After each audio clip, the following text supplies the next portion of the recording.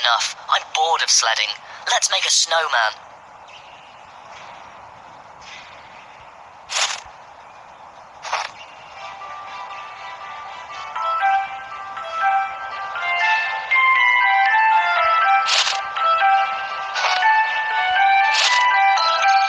Our snowman looks nice, but we need to dress him up a little.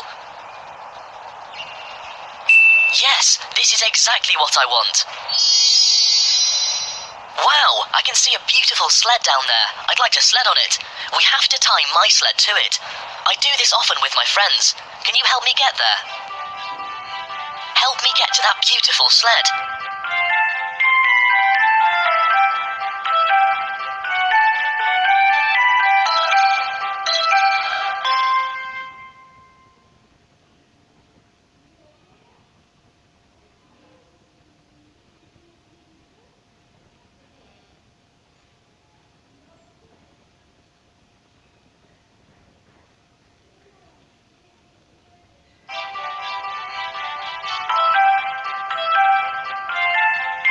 Good job. Thanks a lot for your help.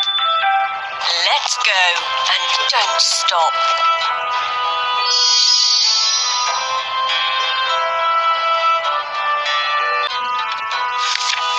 Did you ever wonder what happened to Gerda after Kay went missing? Gerda waited and waited by the gate, but Kay did not come back.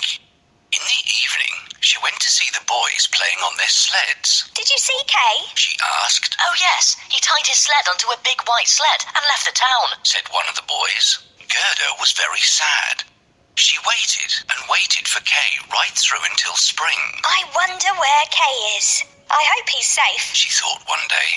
Don't worry. He's safe. The warm sunshine spoke softly. But Kay has gone forever. She wept. No, that's not true. The swallows sang. Somehow, Gerda felt better after that. She wondered what she ought to do. She went home and put on her favourite red shoes. She went to the river and spoke sadly to it. River, did you take my beloved Kay with you? Please take these shoes and give him back. She pleaded. She threw the shoes, but they were washed back onto the riverbank. I think I'll throw them farther. Thought Gerda. Suddenly, she saw a boat lying among the rushes. She got into it, and from the boat, she threw her shoes as far as she could. The boat rocked and began to drift away from the shore. Gerda was scared, but she held on tight to the boat. I never thought it would be so frightening to travel on a boat all by myself. She thought. She drifted towards a cherry orchard with a little cottage right in the middle of it. Standing outside the cottage was an old woman with a crooked stick in her hand. Help, save me. Gerda cried out. The woman looked up sharply, and before long, she came rushing towards the stream and gently lifted Gerda off the boat. Where were you going all by yourself in that boat? Asked the woman. Gerda told her about Kay and asked the woman if she had seen him, but she shook her head. The woman liked Gerda very much, and she'd always wanted a daughter like that.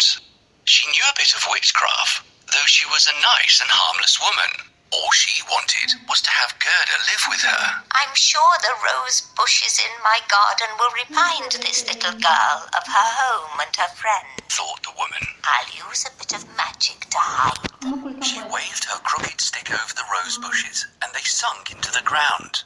Then she softly combed Gerda's long hair and said, You shall live here, little girl, and we'll get along wonderfully. It was almost as if Gerda was under some sort of spell. She stayed with the woman for a long time. They lived very happily, but one day she noticed a rose in the woman's bonnet. The woman had forgotten to hide it. She went into the flower garden and searched everywhere for another rose, but she couldn't find one anywhere. Slowly, Gerda sat down on the ground. Oh, not a single rose can I see here. Gerda cried out. The hot tears from her eyes splashed on the earth, and immediately all the rose bushes pushed their way out of the ground. The moment she set eyes on the roses, all her memories of Kay came rushing back.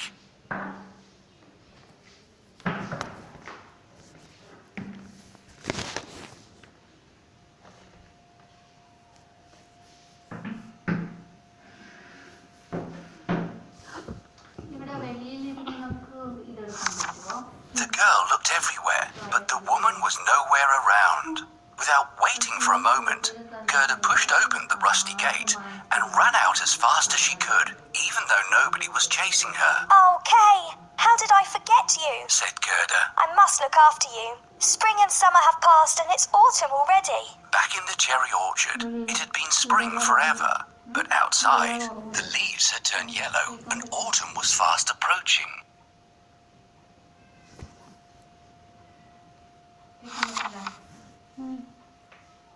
This is such an amazing place. There are a lot of roses here. They remind me of Kay. I must find him. All right, darling. But before you leave, can you do me a favor? Please go to the garden and gather some cherries for me. Sure. She's such a good girl, but I'm afraid that something might happen to her. It would be safer if she stayed with me. We should hide all the roses so that they won't remind her of Kay. Can you help me?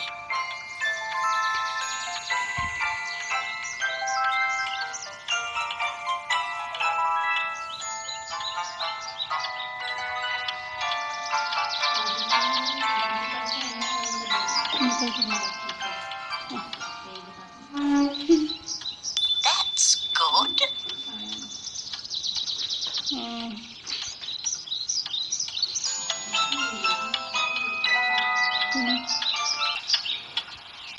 Yes.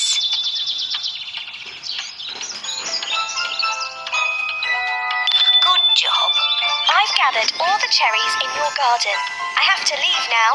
All right, my dear. Will you allow me to comb your hair before you go? I wonder where I left my hairbrush. Can you see the hairbrush? Where can it be?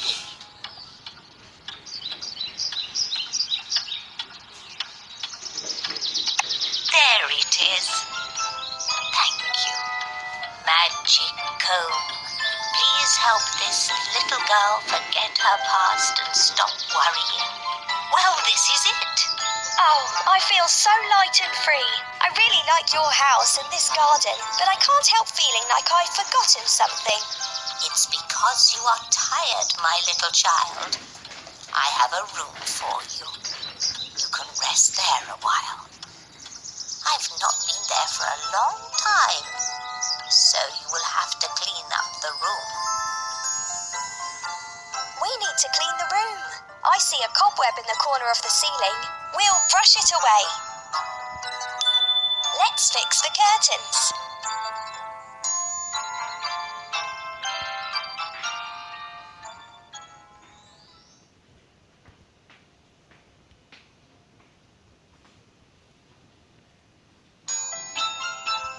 Now we need to make the beds. We have to remove that basket. Let's put some books in the shelf. Ah, roses! The roses were missing in the garden. Oh, how could I have forgotten about Kay and our roses? I must leave.